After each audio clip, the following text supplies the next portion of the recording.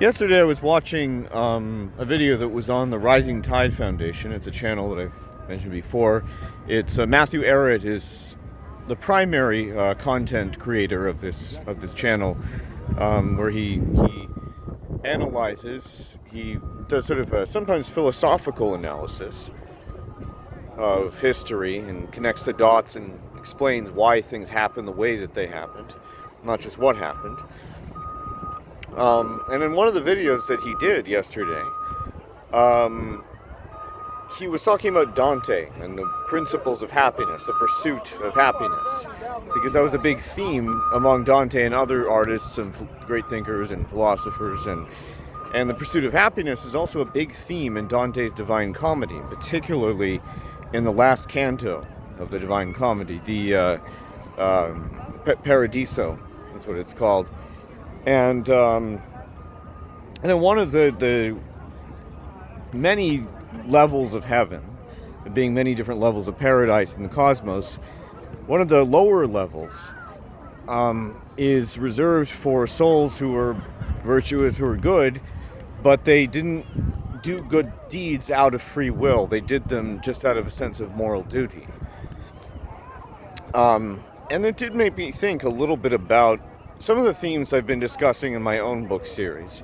The Fall of John Roe. The Fall of John Roe is about this sort of evil, debauched nobleman who is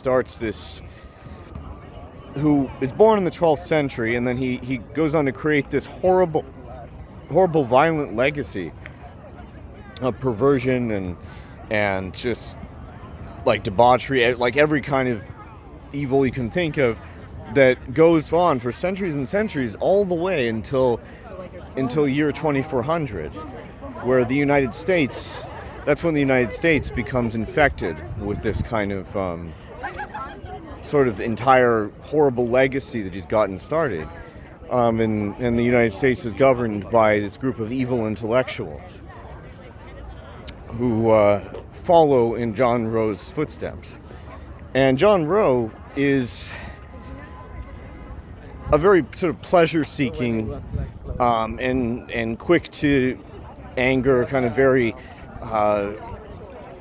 out-of-control, authoritative nobleman who, because he feels ideologically, he feels threatened by Edmund, who's a child prodigy, who he's a musician, a composer, who's ideologically, he's very much against John Roe's legacy and movement. He believes in justice, and his music is sort of secretly, kind of underhandedly giving the middle finger to the aristocracy. John Roe really dislikes him, and one day he kidnaps him and makes him kind of this sort of slave of this pleasure-seeking, mindless kind of life.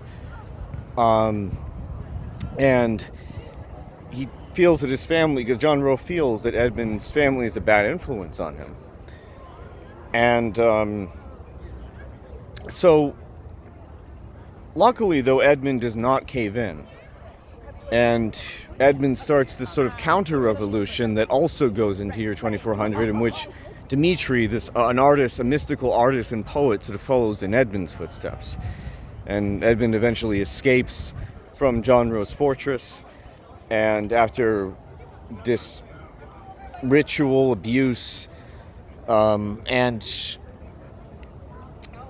the key thing, I think the very important thing about this sort of debauched lifestyle in the story is the sense that John Roe believes, put it this way, that John Roe believes that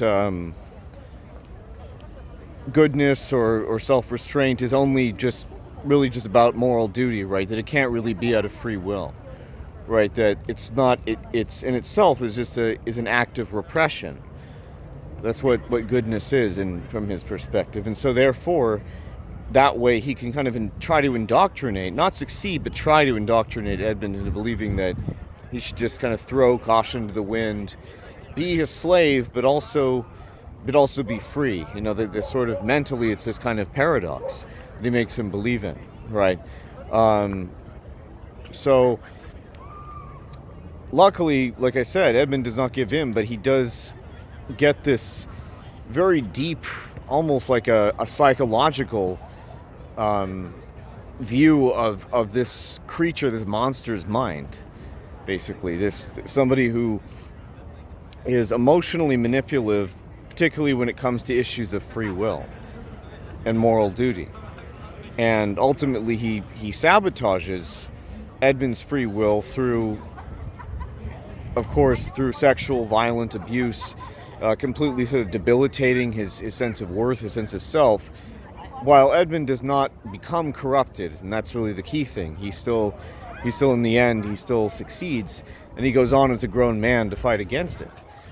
But I think that this whole issue of free will is a big theme in many books, many movies. Like even think of an example,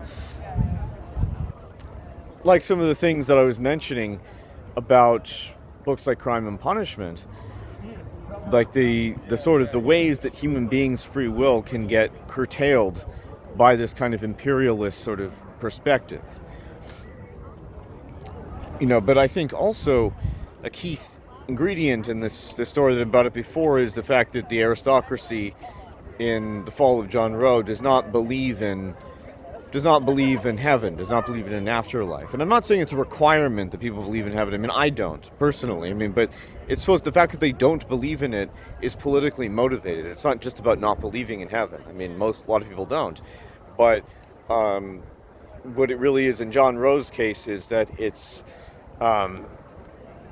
he sees the universe in this kind of very dual, very simplistic way. It's like you either believe that the cosmos sort of functions like this kind of like a Disney fairy tale, which would be for the perspective that believes in heaven, right? Or alternatively, you have to sort of believe that it's a completely empty, vacuous place, like it's just like a giant void, right? And John Rowe wants to pull people to that side, obviously, but there are no other options provided in this kind of society, in this kind of world, right? And it did make me think, as I was writing that many years ago, about the ways that science and religion, the political rift between them, was sort of had been artificially constructed. And books like A Clockwork Orange, where the criminal is rehabilitated through sort of pseudoscience and psychology, but also through religion, is a big factor in that. And I think Dante, though, sort of brings his issues full circle, and he's able to make sense of them in a larger, sort of a more cosmic sense, and he's able to really penetrate these issues in a way that's, I think, much more profound than, I would say, a lot of the other things that I've read.